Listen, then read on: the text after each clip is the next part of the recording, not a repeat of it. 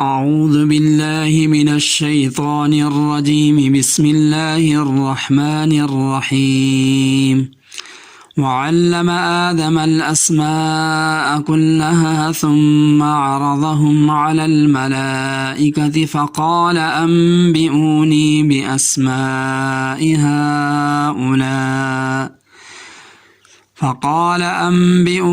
بأسماء هؤلاء إن كنتم صادقين قالوا سبحانك لا علم لنا إلا ما علمتنا إنك أنت العليم الحكيم قال يا آدم أنبئهم بأسمائهم فلما أنبأهم بأسمائهم قال ألم أقل لكم إني أعلم غيب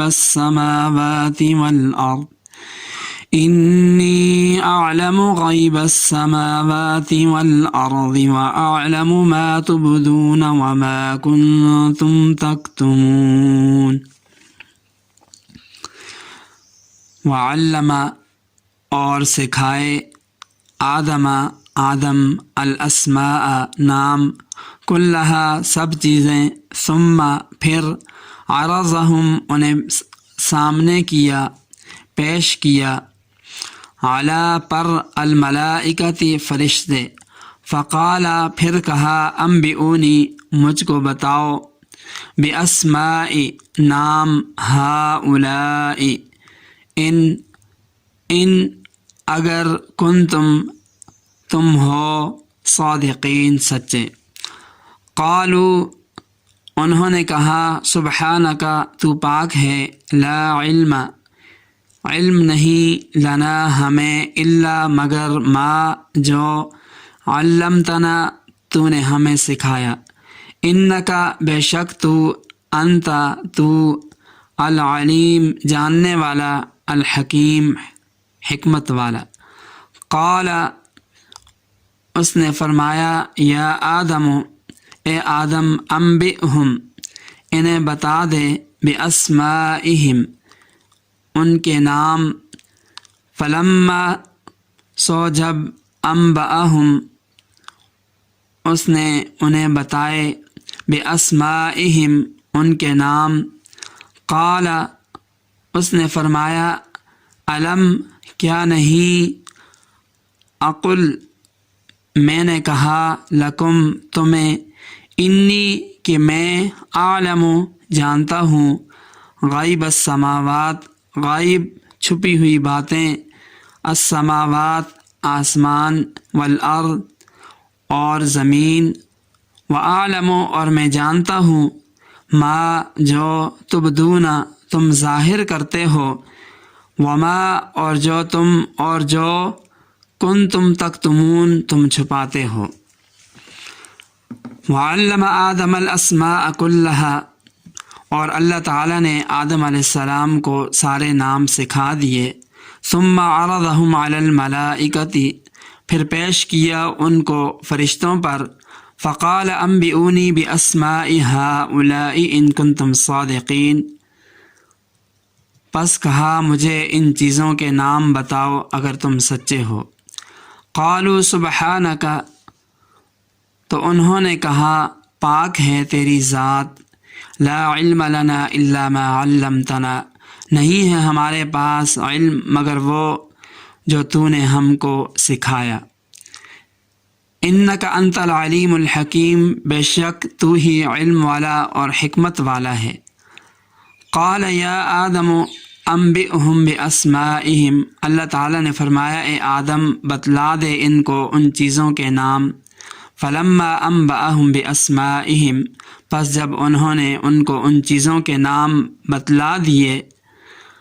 قال الم اقل لکم انی اعلم غیب السماوات والارض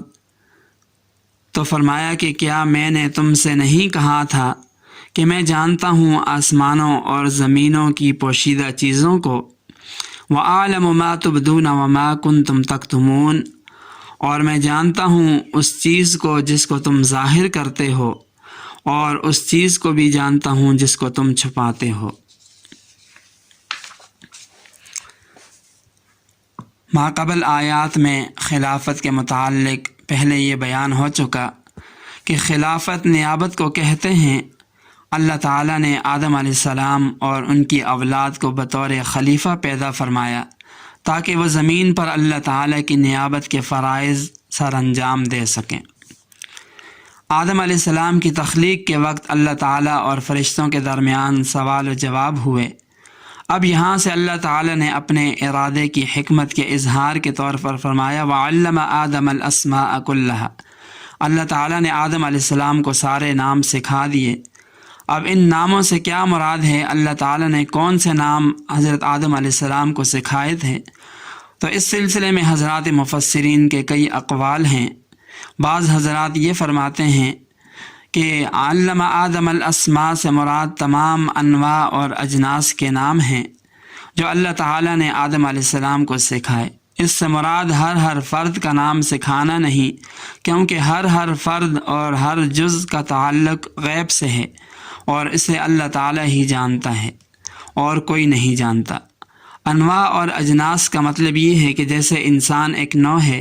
اس طرح اجناس میں حیوان ایک جنس ہے، پھر آگے اس کی بہت ساری قسمیں ہیں۔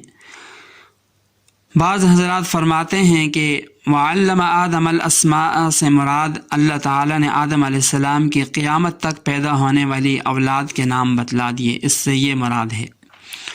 بعض حضرات فرماتے ہیں کہ اسماء سے مراد جزیات ہیں، مگر تمام کی تمام اور ہر قسم کی جزیات نہیں، بلکہ صرف وہ جزیات مراد ہیں جن کی ضرورت تھی۔ حضرت عبداللہ بن عباس رضی اللہ تعالی عنہ فرماتے ہیں کہ صرف انسانی ضروریات کی تمام چیزوں کے نام بتا دیے۔ جو چیزیں انسانی ضرورت سے باہر ہیں ان کے بتانے کا نہ تو کوئی فائدہ ہے اور نہ ہی بتائیں۔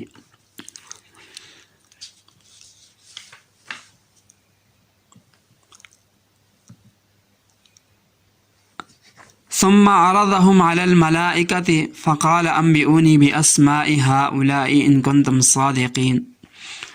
تو آدم علیہ السلام کو تمام ضروری اشیاء کے نام سکھانے کے بعد اللہ تعالیٰ نے فرشتوں کو آزمایا، چنانچہ وہ تمام چیزیں فرشتوں کے سامنے پیش کر دیں کہ اے فرشتوں، تمہارا دعویٰ یہ ہے کہ انسانی مخلوق کے پیدا کرنے کا کوئی فائدہ نہیں، کیونکہ تم میری حمد و ثنا بیان کرنے کے لیے کافی ہو، اور یہ مخلوق تو دنیا میں فتنہ فساد برپا کرے گی، مگر تم نہیں جانتے کہ انسان کون سے کمالات کا حامل ہے۔ فرشتے اللہ تعالیٰ کے قائم کردہ امتحان میں کامیاب نہ ہو سکے تو اس کے جواب میں انہوں نے کہا کہ قالوا سبحانک لا علم لنا الا ما علمتنا انک انت العلیم الحکیم، کہ ہمیں اعتراف ہے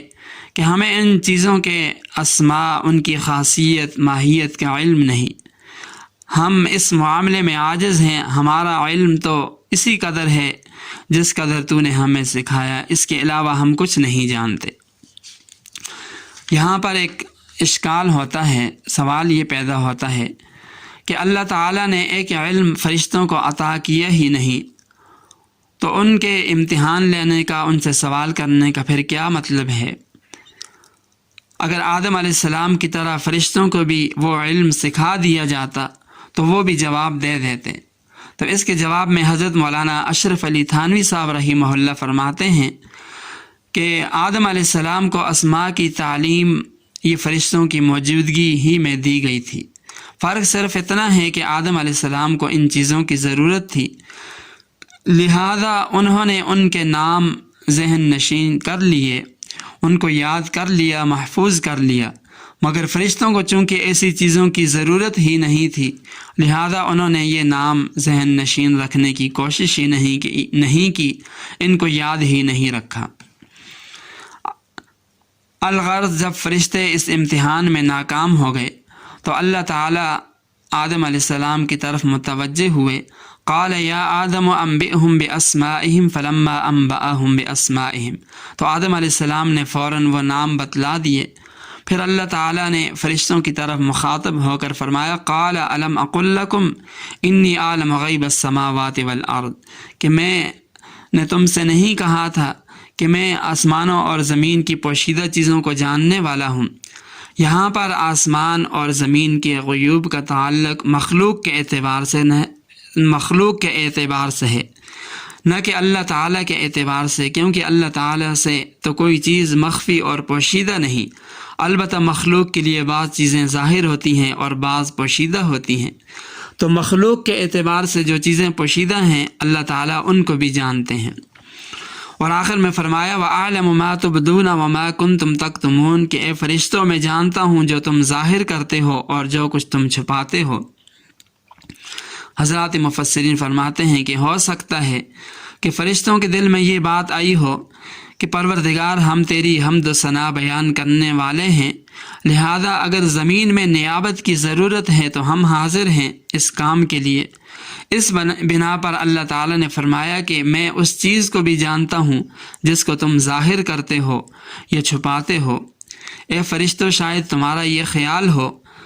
کہ جو صلاحیت ہم میں پائی جاتی ہے وہ آدم علیہ السلام میں نہ پائی جاتی ہو،